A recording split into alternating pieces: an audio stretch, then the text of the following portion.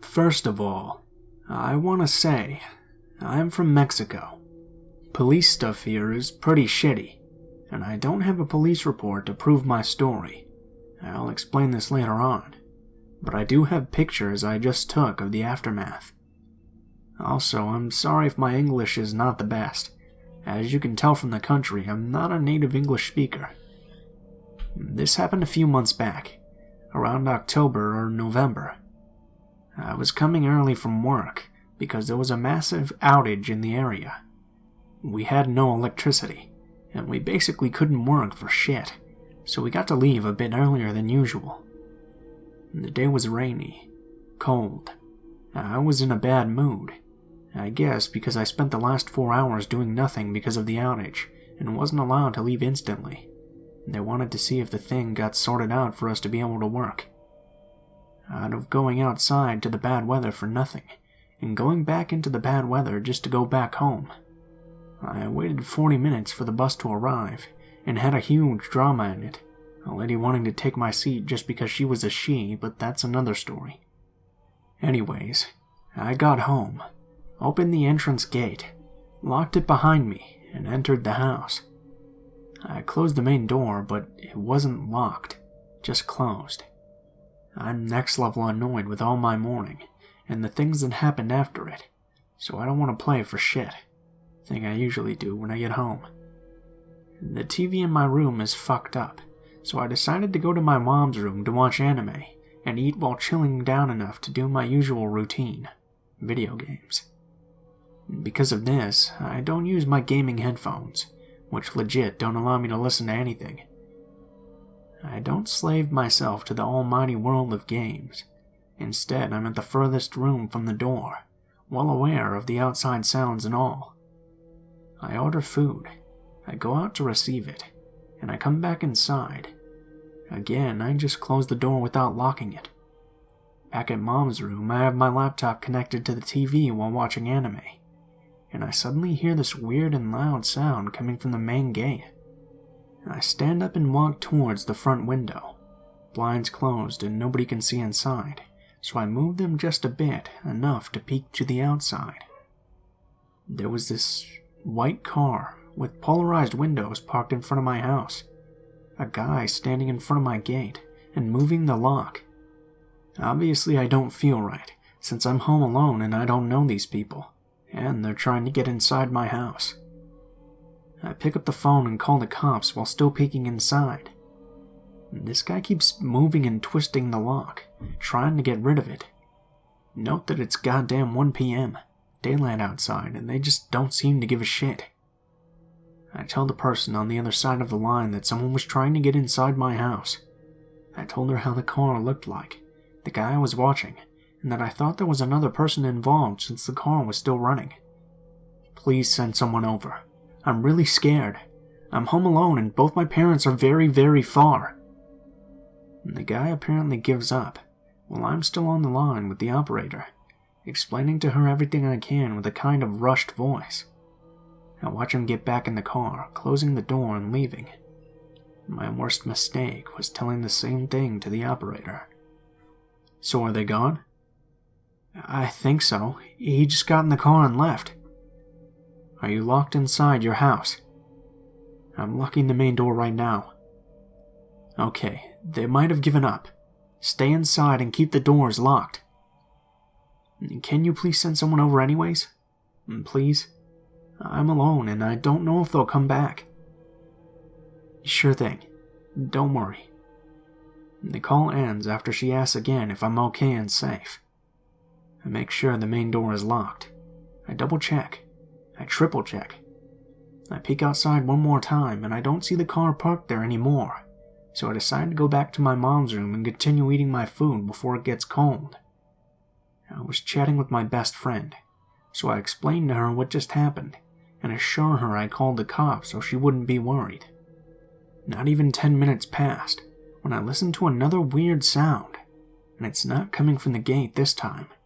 It's coming from the front door. And they're trying to break inside. My front door. That means they got through the damn gate already, and I didn't listen to them doing it this time. They're inside the porch, trying to get inside through the house from the front door. At goddamn 1 p.m. I freaked out. I remember I typed really fast to my best friend. They were inside. Closed the laptop. Almost ripped the HDMI wire out of it. Picked up the wireless land phone, my cell phone, and got myself locked in my mom's bathroom.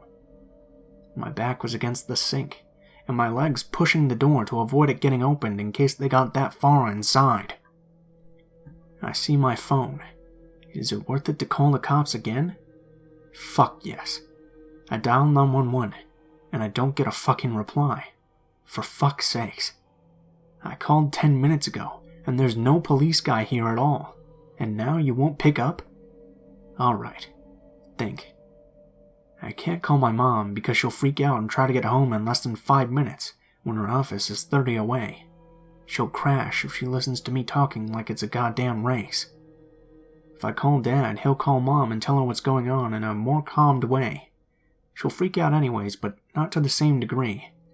Neither of them will arrive on time, but at least I will give the strangers one hell of a time trying to get into the bathroom. I dial the number while I'm thinking of that. Someone is trying to get inside the house. Why are you telling me you're in the house? No, someone is breaking in. Are you home alone? Yes. Okay, lock yourself somewhere. I am. They're already trying to break the front door. I'm on my way. Hold on. The next minute felt like an hour, and it was just 1 minute. I stopped listening to the sound of the metal bar breaking the front door, but I don't hear any other sound. Are they inside? So yeah, like the idiot I am, I open the bathroom door and walk a bit towards the corridor that connects my mom's room to the rest of the house. I don't get out of cover ever, but it was still a dangerous and stupid move. I peek from the side of a bookshelf, and I see the front door from my position. It was still closed. Did they close it after getting in? Are they in my room? In the kitchen? Are they still outside? I start hearing voices, so I walk out of my mom's room with shaking legs and my phone on hand. I notice that one of the voices is from one of my neighbors. I see the door clearly from where I'm standing now.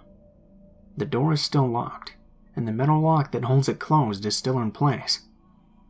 I walk more towards the door, and to a side so I can peek through the window again. There's not one or two, but 3 guys on my porch, and one more standing on the side of the white car with the polarized windows.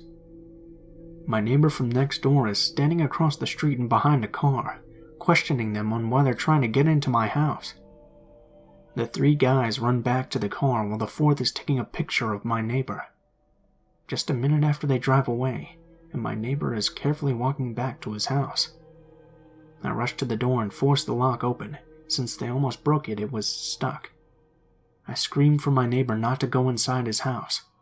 He runs back to my gate and watches me as I jump out the front door. He rushed inside my porch and asked if I was okay. I broke down crying, scared to death of what was just about to happen if it wasn't for him. I explained to him that just a bit before, I heard them breaking at my gate and that I called the cops, but I made the mistake of telling the operator that they left. He brings a blanket from his house and gives it to me since I was in shorts and a shirt. It was cold as fuck outside. He asked me if I call my parents, and I say yes and that they're on their way. At that moment, my dad calls me again and asks me if something else happened. My neighbor finds on the floor the top part of the gate lock. They legit cut it. We never found the lower part where the key is supposed to fit in. He then went back to his house to get a spare lock he had, handed me the key and the lock so I could close the gate again when my parents arrived. So I locked myself again, and 5 minutes later my mom was there already. I let her inside, shaking and scared to death. She hugs me and curses because the cops were still not there. We see the door. The side of it is completely messed up.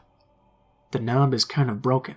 The latch is almost completely useless because it was about to separate from the wall. Police guys arrived 2 hours after my first call. They take notes of what I have to say, apologize for being late, and say they can't press charges against the guys if they never find them because they didn't do anything. So yeah, they just took notes on a notebook, not even made a formal report. I slept with my mom for a week after that, having nightmares every day, and missed the next 2 days at work. To the day, I have no idea if they just wanted to steal everything, or if they knew I was inside, nor the reason why they chose my house and not any other. I live in a pretty medium-low neighborhood, but my house is one of the hardest to break inside. It might not look like that because of how easy they almost got in, but it was. Since we have a gate, locks, and all. Other houses just have their porch open, and the main door with just a latch to keep it locked. I have no idea what they wanted, and I hope I never live in a situation like this again. It was terrifying. Hands down the most horrible thing I've experienced in my 23 years of living. Also, my life luck was drained in this incident, with everything falling into piece for me to notice, lock the front door, and everything. If I didn't get home with a horrid mood, I would have just locked myself into video games, and probably wouldn't have heard the gate, thus not locking the front door because of it, and just getting surprised by a gang of strangers getting inside my house.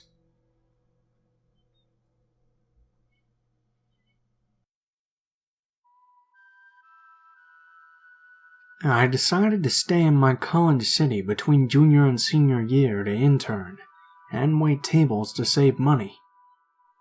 I would intern Monday through Friday, from 7 to 2, then wait tables from 4 to 10. My internship was only a mile from my apartment, so I would walk there and then get a ride with a coworker to my waiting job. But I'll never forget the day that I was followed. It started out almost like any other day. I woke up early and walked to my internship, which took only about 20 minutes. The day seemed to be dragging, and when it hit 2, I was excited to head home and eat lunch. I thought I would have just enough time for a quick nap before heading to the country club. I grabbed my things and headed outside. The traffic was pretty steady, and I was waiting to cross the one-way street when I saw a dark green car with peeling paint and dirty windows. Finally, a break in the cars opened up, and I jogged across the street. I walked 1 block and saw the dark green car coming my way, which was weird because this was another one-way street going in the opposite direction. That meant that this car had pulled a U-turn essentially. I knew I had just seen this car a minute ago. That's when the guy pulled off to the side of the road right in front of me and got out of his car while I was crossing the street. He walked in a wide semicircle, so that now I was between him and his car, and he began bombarding me with questions. "How was your day? It's pretty warm outside, isn't it? Did you braid your hair yourself? Hey, where are you going?" The hair started standing on the back of my neck, and my heart was racing. Something just felt off. I'm a small woman, and I'm pretty used to having men ask me questions and harass me while I walk the street. But this was different. He was closing in on me, and he wasn't giving me any time to process his questions or allowing for any break between them. He had his hand out to shake, and I still don't know why to this day that I went to shake his hand. I didn't consciously shake his hand, and it wasn't until my small hand was in his large one that I realized what was happening. "I like your shirt. It's really pretty. It looks good on you." Thanks. Where are you heading?" At this point, he had let go of my hand, but he had been continuously walking towards me, and I was walking backwards in the middle of the street.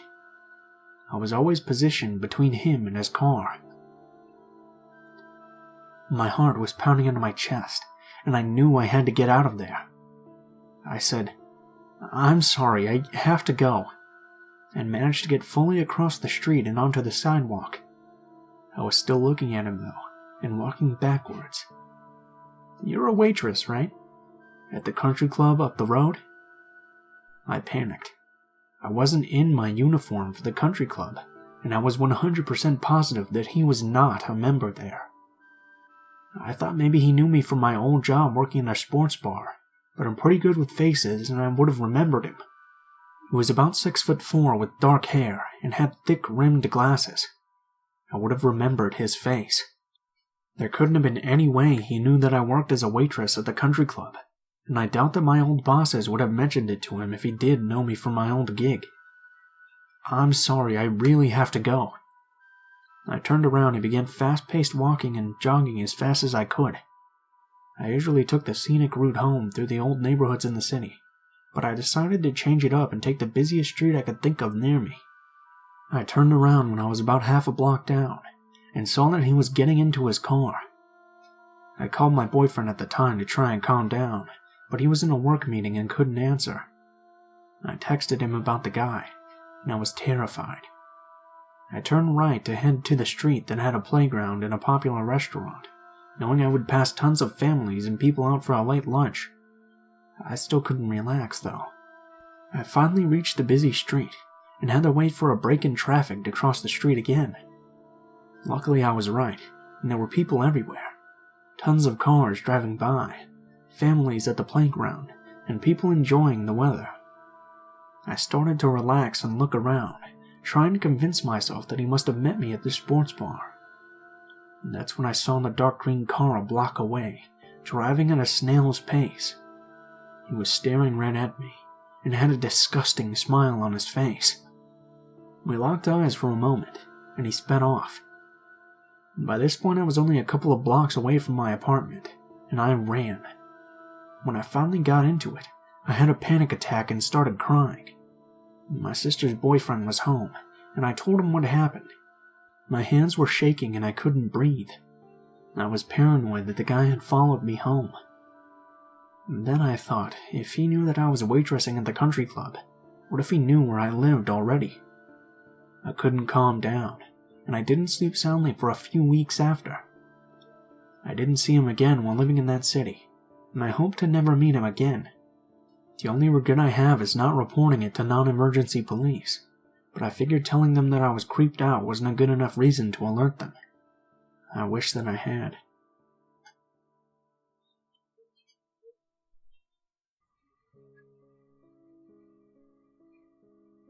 This story takes place when I was 8.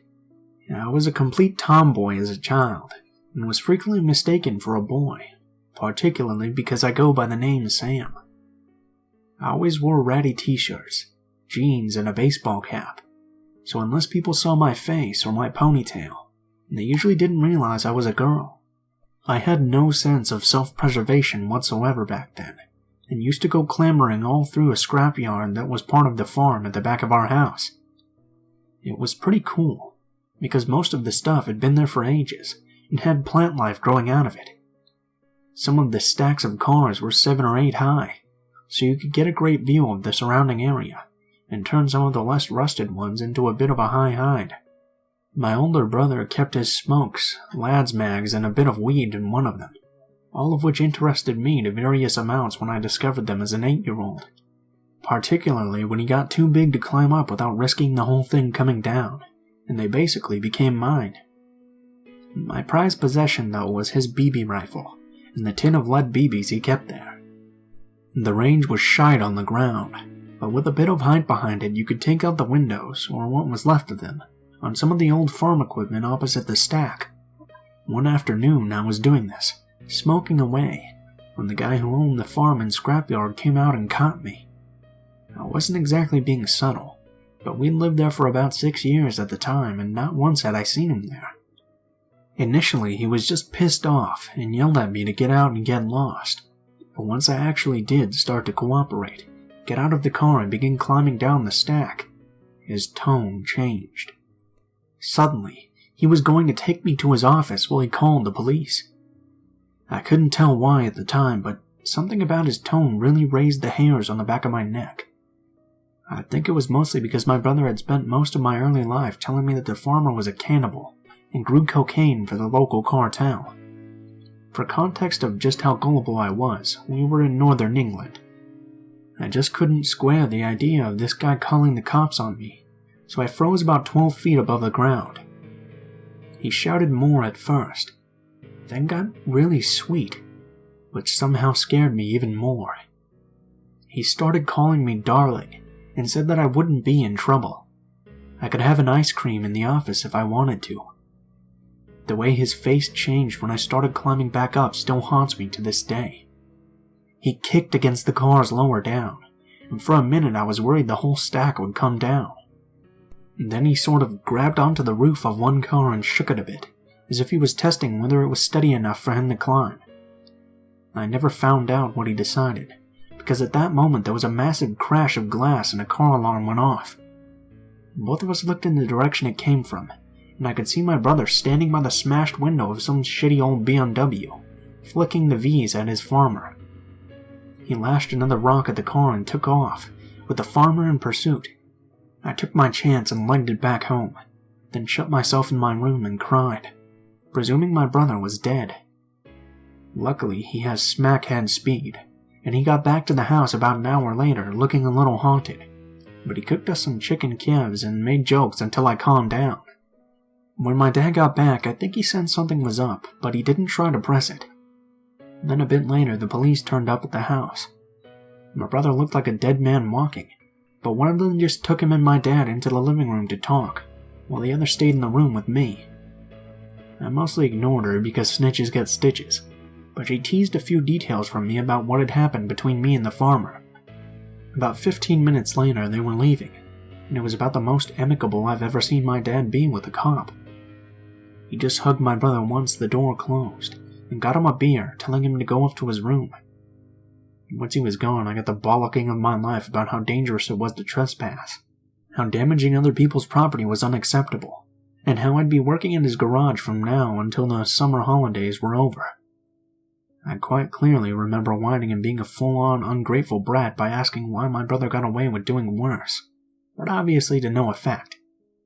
I was banned from the scrapyard as you'd expect, not that I was in a hurry to go back. I never mentioned it to my dad until a couple of years ago. It was part of a larger difficult conversation between us, relating to another story that's possibly a bit dark for this place, but when I brought it up he actually started shaking. More surprising for me was that he wasn't angry. I thought I'd exaggerated the whole episode in my head, and the farmer was probably some poor dude trying to deal with me being a destructive little shit on his property. But what he said confirmed what I'd begun to wonder. The farmer in question was a suspected sex offender, but only by word of mouth. He was rumored among the locals, including my brother and the police who'd come around, but he never got convicted until his daughter spoke out a few years back. The reason my dad forced me to work at the garage was basically to keep me away from there while we looked for a new house.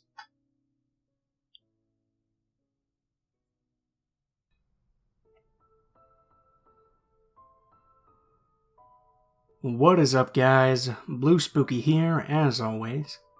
I just wanted to thank you guys so much for watching, especially if you made it this far to the end of the video. If you guys enjoyed the video, please feel free to leave feedback in the comments below, as well as perhaps like, share, or subscribe if you feel so inclined. If you have a personal story that you'd like to submit, or you'd like to just send me a message, links to all of my social media will be in the description for the video below.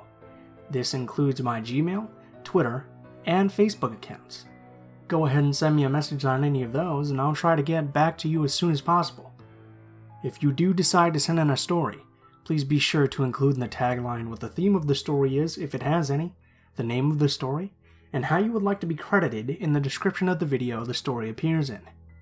If you're curious at all about the music used in this video, the music is always listed in the description below, in the order which it appears. I also have links to the artists and list the tracks by name, just in case you want to find more of their work. Last but not least, if you have any criticism, please be sure to leave it in the comments below, as I'm always looking for new ways to improve the channel. Thank you guys so much for watching, and I hope you guys have a great day.